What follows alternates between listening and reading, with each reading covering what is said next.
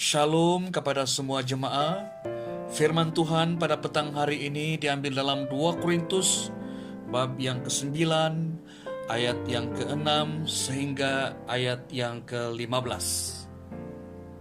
Sebelum kita mendengarkan renungan pada petang hari ini, marilah kita berdoa.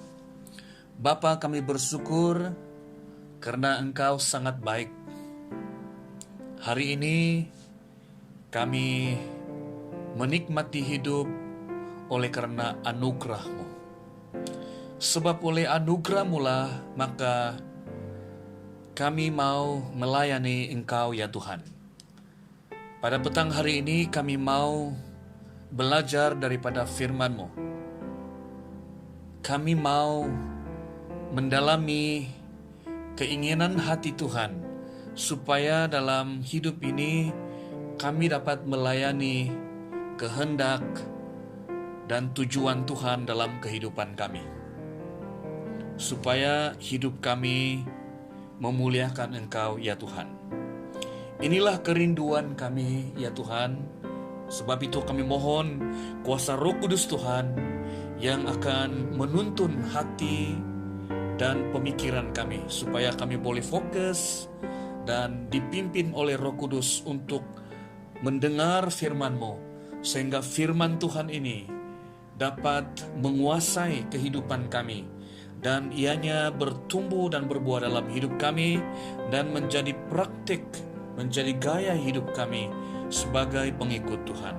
Kami bersyukur Tuhan. Ini doa kami dalam nama Yesus. Amin.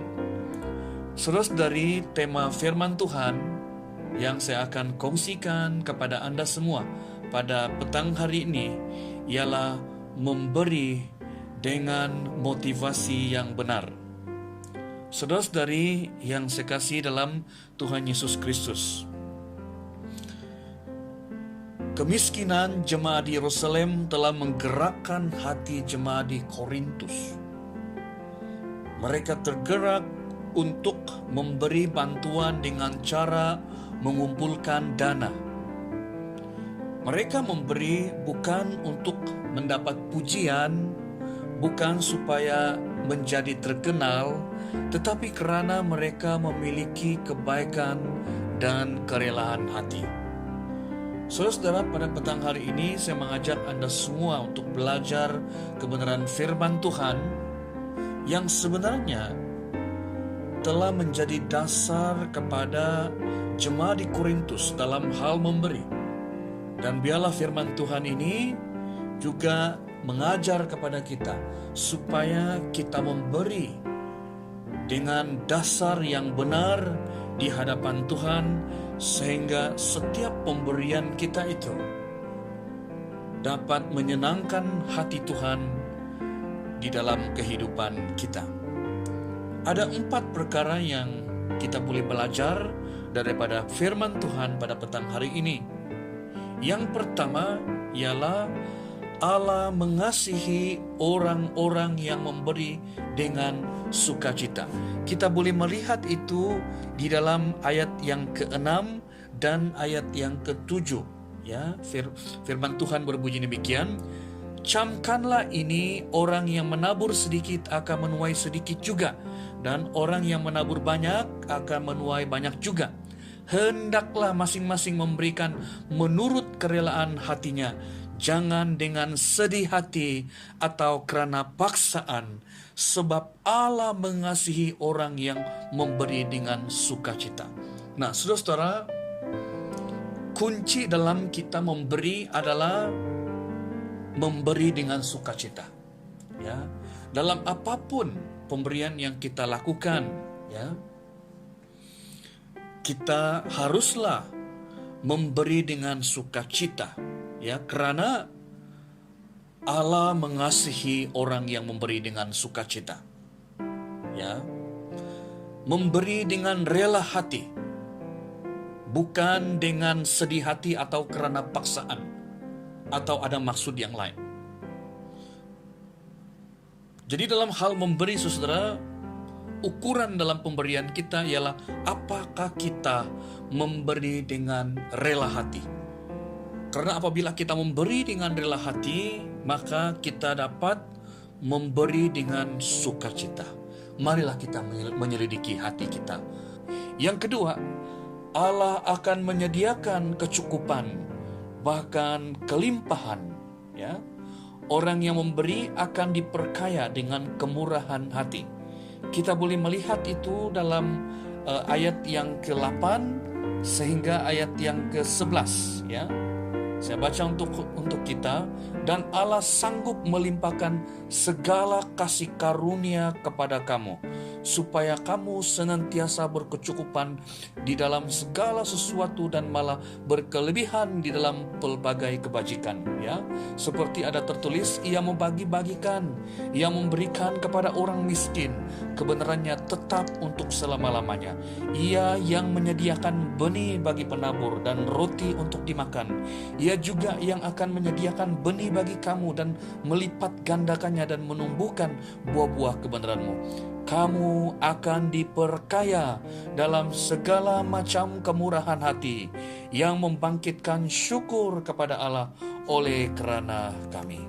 Saudara-saudara, poin yang kedua ini memberitahu ataupun mengajar kepada kita bahwa Allah akan menyediakan kecukupan bahkan kelimpahan, ya, bagi orang yang memberi. Orang yang memberi akan diperkaya dengan kemurahan hati. Yang ketiga, ya, tindakan memberi tidak hanya menunjukkan kepedulian terhadap orang-orang yang memerlukan, tetapi juga merupakan ungkapan syukur kepada Allah. Nah, saudara ingat bahwa ketika kita memberi, jangan lupa, kita tidak hanya menyatakan peduli kita kepada orang yang memerlukan, tetapi ini, ya, merupakan ungkapan syukur kita kepada Allah. Ya, kita boleh melihat itu dalam ayat yang ke-12. Sebab pelayanan kasih yang berisi pemberian ini bukan hanya mencukupkan keperluan-keperluan orang-orang kudus, tetapi juga melimpahkan ucapan syukur kepada Allah. Saudara-saudari yang saya kasih dalam Tuhan Yesus, yang seterusnya, yang keempat, dalam pandangan Paulus, jemaat Korintus adalah jemaat yang telah teruji kesetiaan dan kekuatan dalam melayani dan mencukupkan keperluan orang-orang kudus. Kita boleh melihat itu dalam ayat yang ke-13 dan 14 dikatakan, dan oleh sebab kamu telah tahan uji dalam pelayanan itu, mereka memuliakan Allah kerana ketaatan kamu dalam pengakuan akan Injil Kristus dan kerana kemurahan hatimu dalam membagikan segala sesuatu dengan mereka dan dengan semua orang. Sedangkan di dalam doa mereka juga merindukan kamu oleh kerana kasih karunia Allah yang melimpah di atas kamu. Saudara-saudari yang saya kasihi dalam Tuhan Yesus Kristus, bagaimana dengan motivasi kita sendiri dalam hal memberi? Ya, selama ini ketika kita memberi, apakah motivasi kita? Apakah yang ada di hati kita?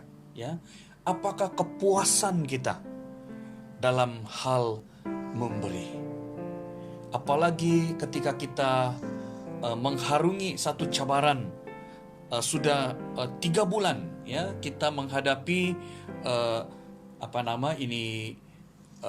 pandemik COVID-19, dan ini sekaligus memberi cabaran kita dalam hal memberi, ya, memberi. Nah, apakah motivasi kita dalam pribadi kita sendiri, saudara-saudara, dalam hal memberi? Mungkin kita selalu berpikir bahwa ketika saya memberi, nanti saya akan kekurangan, ya. Nanti saya tidak ada lagi kegunaan sendiri dan sebagainya. Saya juga perlu dan sebagainya. Nah, saudara-saudara, Paulus mengingatkan bahwa tidak ada seorang pun yang memberi dengan rela hati akan dibiarkan berkekurangan. Jadi ingat ini, saudara-saudari. Ketika kita memberi, ya, jangan lupa ada janji firman Tuhan dikatakan, tidak ada seorang pun yang memberi dengan rela hati akan dibiarkan berkekurangan. Allah berperan dan turut bekerja dalam kehidupan jemaah yang memberi dengan rela hati. Karena itu, mari kita membagikan kebaikan dengan rela hati seperti jemaah Korintus, ya. Ini janji bahwa ketika kita memberi, kita tidak akan berkekurangan.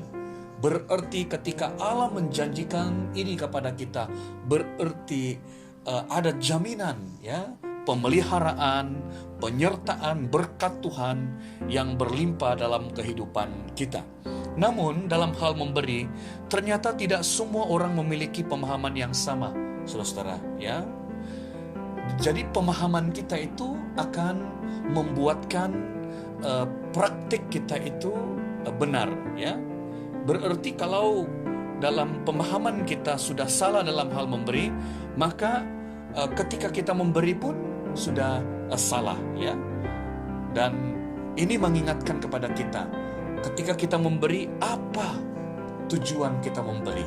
Saudara, ada yang membantu tapi dengan berbagai syarat demi memudahkan dirinya sendiri. Ada yang rela membantu karena melihat ada manfaat untuk kepentingan pribadi. Berbeda ataupun berbeza dari orang lain, kita semestinya tergerak untuk rela memberi karena sadar bahwa memberi adalah pewujudan iman kita kepada Yesus Kristus.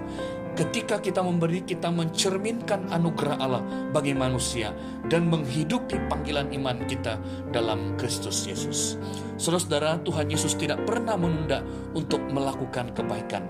Karena itu, lakukanlah seperti Yesus Kristus lakukan. Jangan menunda keinginan berbuat baik. Kita diajak untuk secepatnya berbuat baik dan merespon kebaikan dengan segera sambil mengucap syukur atas anugerah Allah, ya.